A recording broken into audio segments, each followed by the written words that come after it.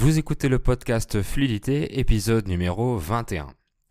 Je vois souvent des vidéos et des opinions de professeurs qui disent qu'il ne faut pas traduire dans sa tête sa langue natale vers la langue apprise, par exemple du français vers l'espagnol, du français vers l'anglais. Donc je vais vous donner mon avis et mon expérience de polyglotte, alors restez à l'écoute.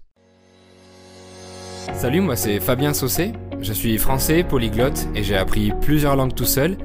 Donc j'ai mis mon expérience et ma passion au service des autres en devenant professeur de français et en créant une méthode unique d'apprentissage. Et vous écoutez le podcast qui vous donne toutes les astuces nécessaires pour parler français couramment. Bienvenue dans le podcast Fluidité. Bonjour et bienvenue dans ce 21e épisode du podcast Fluidité et merci de votre fidélité, merci de votre confiance parce que je vois que vous êtes de plus en plus nombreux sur Spotify, donc merci beaucoup. Aujourd'hui dimanche, je suis allé au centre-ville pour retirer de l'argent. J'ai mis ma carte bancaire dans le distributeur et après avoir tout validé, le distributeur a bugué, a redémarré. Donc j'ai vu Windows s'afficher, se relancer et ensuite il a avalé ma carte. Donc demain j'irai voir la banque pour essayer de récupérer ma carte. Oui, on a inventé le verbe bugger qui vient de l'anglais to be buggy, to crash, pour dire qu'une machine se bloque ou dysfonctionne. C'est ce qu'on appelle un anglicisme et le sens est exactement le même. Je suis jamais allé dans une banque au Mexique, donc je vais devoir utiliser le vocabulaire que je connais. Mais ça va, je me débrouille déjà bien en espagnol. Mais est-ce que je ferai des erreurs de traduction par exemple ? Est-ce que je vais utiliser un mot que je connais en français et le traduire en espagnol ? On va voir ça demain. J'entends souvent des personnes qui disent justement qu'il faut absolument éviter de traduire depuis sa langue natale quand on apprend une langue. On peut lire des titres de vidéos YouTube, arrête de traduire dans ta tête, ne fais pas cette erreur, et on dit que ça bloque l'expression orale. En tant que polyglotte, je vais vous donner mon avis sur la question grâce à mon expérience, aujourd'hui dans ce nouveau podcast. Selon moi, c'est complètement naturel de comparer les nouvelles informations à celles que vous connaissez déjà, c'est-à-dire traduire inconsciemment vers votre langue maternelle. Le nouveau vocabulaire, les temps, la syntaxe ou d'autres points de grammaire. Avec mon expérience, je peux confirmer que c'est impossible à éviter. Si justement vous essayez d'éviter la traduction, vous allez vous stresser et vous bloquer. Le cerveau est fait comme ça en fait. Il doit comparer, analyser et classer une information pour pouvoir comprendre facilement. Il doit trouver une référence sur laquelle se baser pour se sentir confiant. On dit souvent « Ah oui, ce mot, ça veut dire ça. Ah, ok. C'est facile. Ah oui, je connais, c'est bon alors. » Et voilà comment on a gagné en confiance. Je vais même vous dire que la traduction vous permet d'accélérer votre apprentissage de la nouvelle langue. Je l'utilise constamment avec mes étudiants dans mon cours Fluidité et ça facilite la compréhension du vocabulaire, des temps et de la grammaire en général. Mes étudiants connaissent déjà le sens des mots et l'utilisation des temps.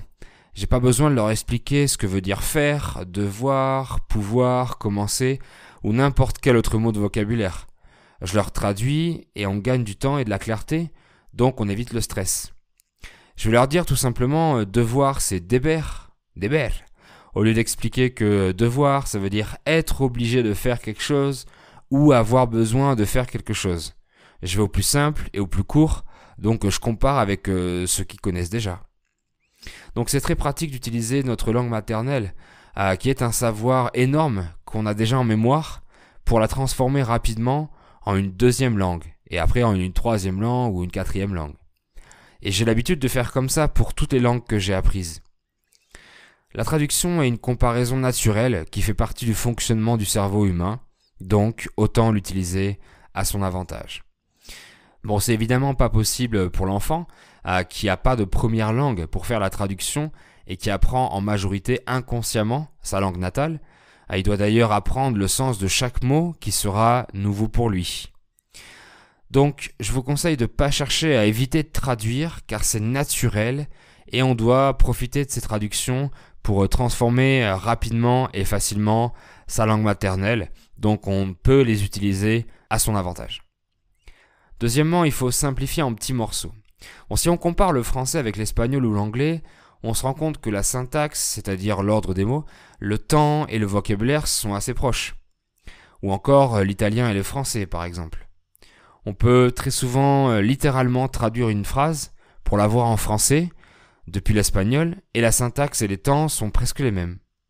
Par contre, il y a des langues qui sont éloignées et traduire une phrase sera plus compliqué car la syntaxe ne sera pas obligatoirement identique. Je conseille quand même dans ce cas de traduire, mais il vaut mieux découper la phrase en petits morceaux pour clarifier chacun d'eux et ensuite de les remettre dans le bon ordre. Sinon le cerveau va penser que c'est trop compliqué à faire en un seul bloc et ne voudra pas. C'est aussi la méthode qu'on utilise dans le programme Fluidité. On découpe la phrase en petits morceaux pour ensuite faire des phrases de plus en plus complexes. Pas compliquées, mais complexes. Oui, un ensemble complexe, ça veut dire plusieurs petites choses simples additionnées. C'est pas un synonyme de compliqué. Donc il faut faire des efforts au début, oui, pour remettre les choses dans le bon ordre, et à force de le faire, ça deviendra naturel. Il faut donc de l'entraînement et de la pratique régulière. Donc la traduction est nécessaire, surtout au début, pour comprendre facilement et assimiler rapidement toute la grammaire, la syntaxe, les temps et le vocabulaire. Mais le sens des mots n'est pas toujours la traduction exacte. Ce mot est peut-être utilisé dans tel ou tel contexte en français, mais pas dans votre langue natale. Par exemple, ici au Mexique, pour dire necesito un tenedor, les Mexicains disent ocupo un tenedor. Au début, je comprenais pas parce que pour moi, le verbe ocupar se traduit par occuper en français. Donc le verbe ocupar, ici, a deux sens un peu différents. Mais à force de l'entendre et de l'utiliser moi-même, le sens est maintenant normal pour moi. Donc la traduction n'était pas suffisante dans ce cas, et c'est pour ça qu'on en vient au point suivant, l'écoute et l'immersion. Je le répète très souvent et je le répéterai, vous devez écouter le plus possible la langue que vous apprenez. L'immersion à travers de l'écoute ou de la lecture vous donnera ces contextes dont vous avez besoin.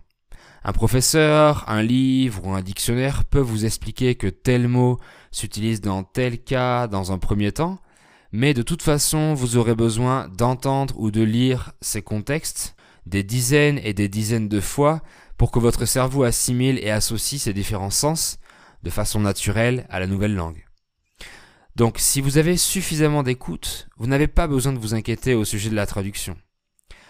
La traduction sera inévitable au début, mais plus vous répétez et entendez ces mêmes mots, plus votre cerveau intègre le sens dans les différents contextes, moins votre cerveau aura besoin de traduire, mais ça viendra naturellement avec le temps. Donc en résumé, si vous vous dites « j'ai encore besoin de passer par l'espagnol pour exprimer ce mot ou faire ce type de phrase en français et ça prend trop de temps, ça me bloque, c'est compliqué », c'est normal et c'est inévitable. Vous devez pratiquer et pratiquer pour que ça devienne fluide. Utilisez la traduction pour simplifier les choses à votre avantage. J'utilise moi-même tout le temps un dictionnaire bilingue tel que Word Reference pour traduire un nouveau mot. C'est plus simple et beaucoup plus rapide pour moi. Donc ça fonctionne pour moi. Si la traduction est trop différente de votre langue maternelle, découpez en petits morceaux et travaillez les morceaux les plus difficiles séparément pour ensuite tout reconstruire. Et enfin, vous devez entendre ce mot, ce temps ou cette syntaxe des dizaines et des dizaines de fois pour que la traduction parte naturellement. Je suis passé moi-même par ces étapes et je passe à chaque fois par ces étapes pour une nouvelle langue et je sais à quel point c'est difficile au début quand vous parlez à quelqu'un très lentement, mot par mot et que vous cherchez dans votre tête la traduction du mot, mais c'est normal et c'est humain. L'important est de faire passer votre message. Ne cherchez pas la rapidité, prenez votre temps pour traduire dans votre tête au début et ça disparaîtra tout seul à force de pratique et d'immersion. Donc on revient toujours aux fondamentaux de l'apprentissage d'une langue, souvent mis de côté, c'est-à-dire l'écoute et la pratique. Voilà, c'était mon avis sur traduire dans ma tête ou pas. Vous êtes libre de vous abonner au podcast Spotify. Je fais au minimum un podcast par semaine et soit on parle de culture française intéressante, soit on parle d'astuces pour votre fluidité, comme aujourd'hui par exemple. Et vous pourrez avoir la transcription écrite de l'épisode, ce qui est très pratique si vous êtes débutant ou si vous voulez réécouter l'épisode une deuxième fois en lisant le texte et en cherchant les mots que vous connaissez pas par exemple.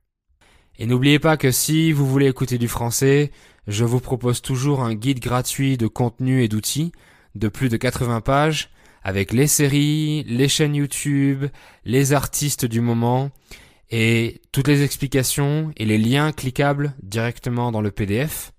Donc vous allez sur lefanshooter.com/es et vous téléchargez le guide gratuit PDF dans votre boîte mail. Je vous remercie d'avoir écouté ce podcast et je vous dis à bientôt pour un nouvel épisode. Bye.